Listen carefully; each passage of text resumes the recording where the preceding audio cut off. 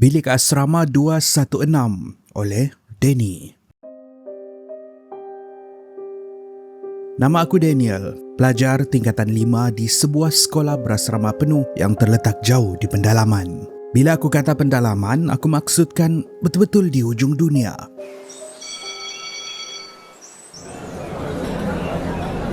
Sekolah ni dikelilingi hutan tebal yang tak nampak hujung pangkalnya. Suasana di sini lain macam. Bila malam menjelma, bunyi cengkerik kedengaran seperti jeritan halus. Orang kata semakin jauh kita dari bandar, semakin tebal rahsia yang disimpan bumi. Di blok asrama lelaki, ada satu bilik yang seolah-olah telah dilupakan. Bilik asrama 216.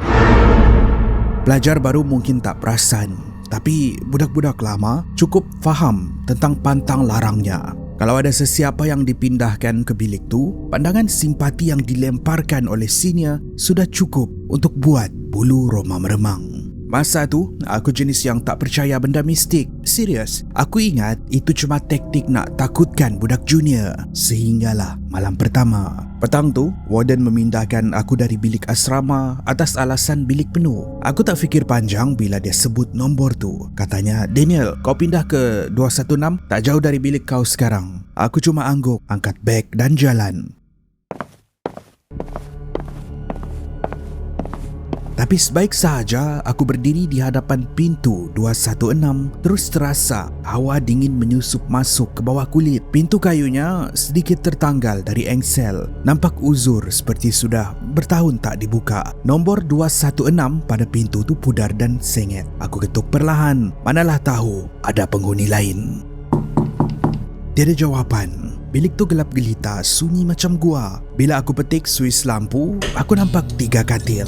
2 katil bersepah dengan barang lama, tapi 1 katil bersih. Jadi aku pilih yang bersih tu. Tapi waktu aku letak beg, mata aku tertangkap sesuatu pada cadarnya. Di atas katil yang paling dekat dengan tingkap tu, ada bekas tapak tangan. Besar, panjang dan hitam macam jelaga arang.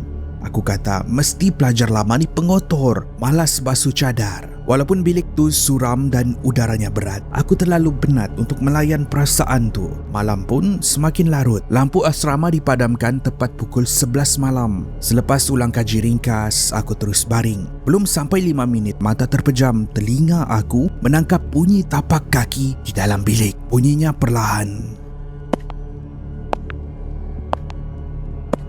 tapi jelas memijak lantai simen. Aku buka mata serta-merta ingatkan roommate baru masuk. Gelap, sunyi, tak ada sesiapa pun. Pintu bilik masih lagi terkunci dari dalam. Aku tarik selimut sampai ke dada, cuba paksa diri tidur. Mungkin cuma mainan perasaan sebab tempat baru. Tiba-tiba katil kosong di sebelah bergerak.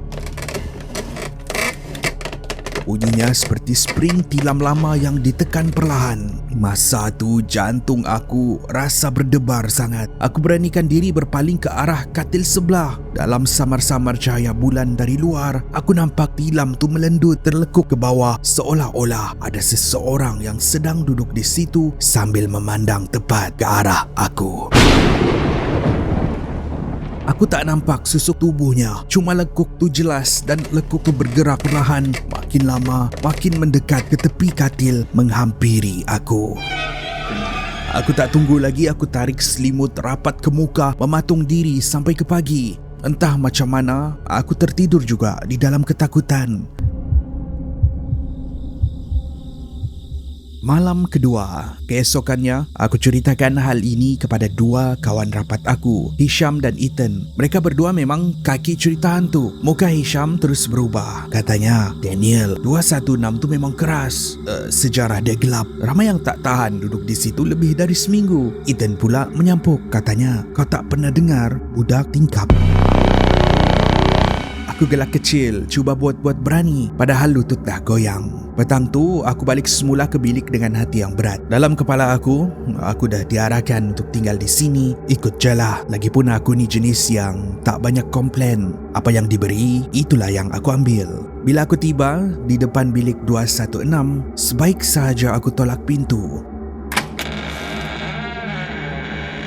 Bau busuk meloyakan seperti daging basi terus menyambar muka. Aku cari puncanya tong sampah kosong, kasut bersih, tiada sisa makanan. Bau tu datang dari arah tingkap yang tertutup rapat. Aku beranikan diri mendekati, cuba hidup punca bau tu. Dan masa tu juga, aku terasa hembusan nafas dingin. Betul-betul di sebelah telinga aku terdengar, "Jangan buka." Di sinilah aku tersentak melompat ke belakang.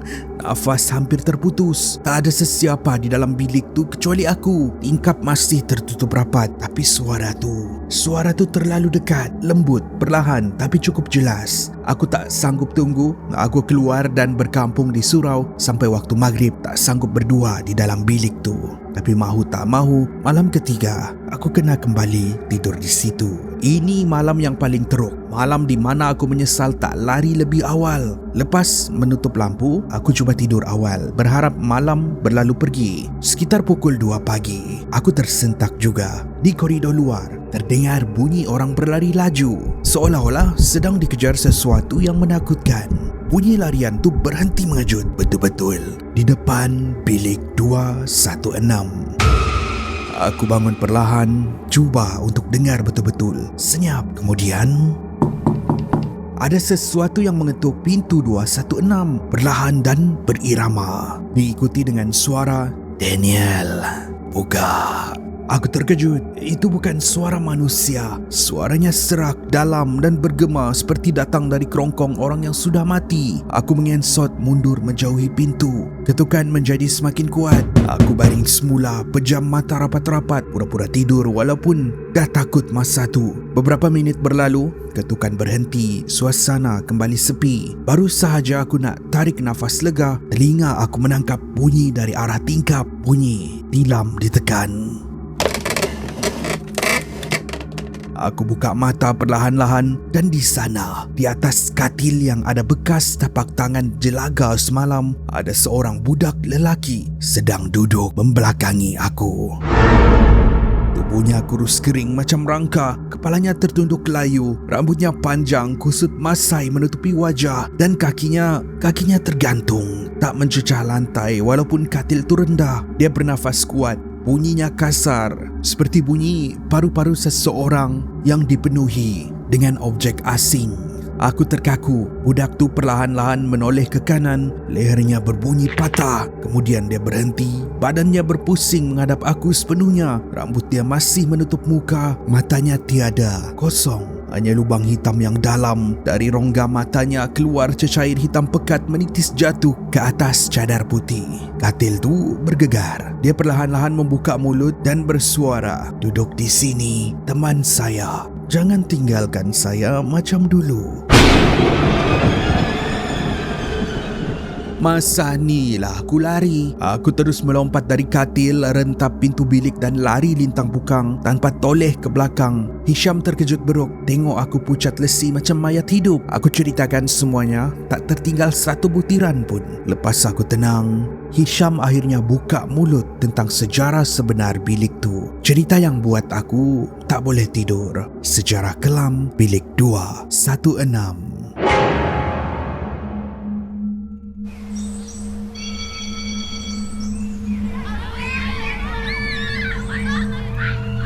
Dulu ada seorang pelajar bernama Luqman. Dia ni jenis pendiam, keras sumbang dan suka duduk di tingkap bilik 216 sambil menulis sesuatu di dalam buku nota. Ada satu malam, pelajar-pelajar nakal buat prank dengan dia. Mereka kunci pintu bilik dari luar dan ketuk pintu berulang kali dengan kuat untuk menakutkan dia.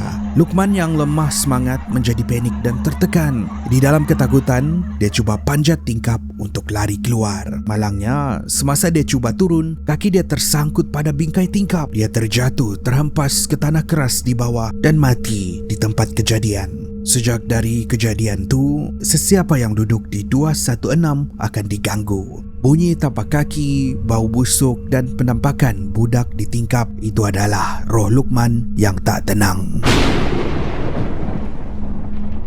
Dan yang paling menyedihkan, setiap orang yang pernah terserampak dengan dia akan kata benda yang sama. Luqman mesti akan minta ditemani. Sehinggalah tiba malam terakhir, warden akhirnya setuju pindahkan aku ke bilik lain selepas tengok keadaan aku. Tapi sebelum aku boleh keluar sepenuhnya dari neraka 216 tu, aku perlu kemas barang. Aku masuk waktu petang, tak berani jejak kaki pada waktu malam. Bilik tu terasa lebih gelap daripada biasa walaupun di luar matahari terik. Bau busuk bangkai makin kuat menusuk hidung. Aku sumbat baju di dalam beg secepat yang mungkin. Sebelum melangkah keluar, mata aku terpandang cadar di katil tepi tingkap tu. Bekas lekuk orang duduk tu masih ada. Tapi sekarang ada sebuah buku nota kecil di atas. Buku tu lusuh dan kotor dengan kesan tanah. Dengan tangan menggeletar, aku buka muka surat pertama.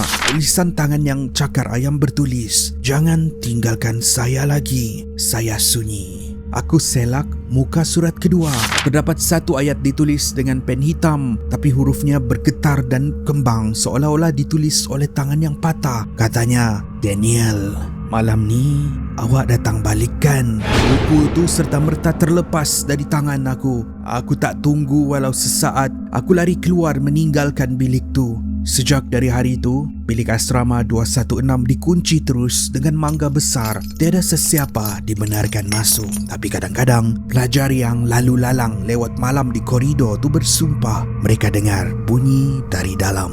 Bunyi seperti ada seseorang sedang duduk di tingkap, menangis, teresak-esak dan memanggil nama sesiapa sahaja yang pernah menghuni biliknya. Kadang-kadang nama aku dipanggil Daniel. Sejak nenek meninggal, sekarang rumah ni kosong. Tapi siapa perempuan yang ada di dalam rumah ni? Kalau boleh, aku nak elak shift lewat petang. Kenapa? Sebab kalau petang mesti dia akan datang.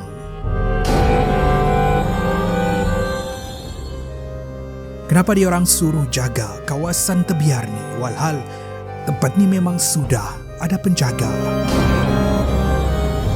Aku kalau lalu dekat bangunan kosong tu, mesti ada